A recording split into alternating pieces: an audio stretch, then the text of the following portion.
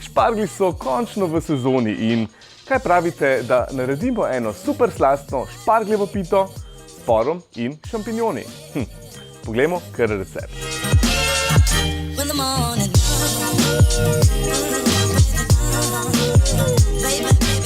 Hladno maslo narežemo na res dobre kocke. Maslo mora biti hladno, da bo testo čim bolj krhko.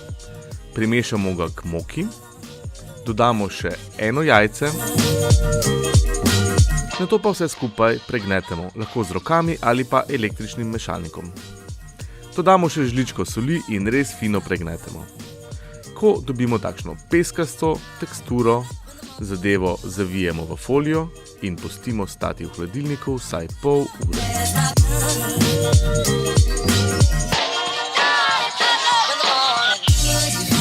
Testo razvaljamo na tanko. To najlažje storimo kar direkt na foliji. Prestavimo ga v pekač za pito. Tale je dimenzije 24 cm. Nato pa lepo oblikujemo rob. Testo še res dobro prepikamo z vilicami, potem pa ga postavimo v hladilnik za pol urce. Vmes pa pripravimo vse sestavine za nadev. Narežemo por, na večje koščke narežemo še šampinjone, nato pa por in šampinjone rahlo popražimo v ponvi, toliko da bodo šampinjoni spustili vodo.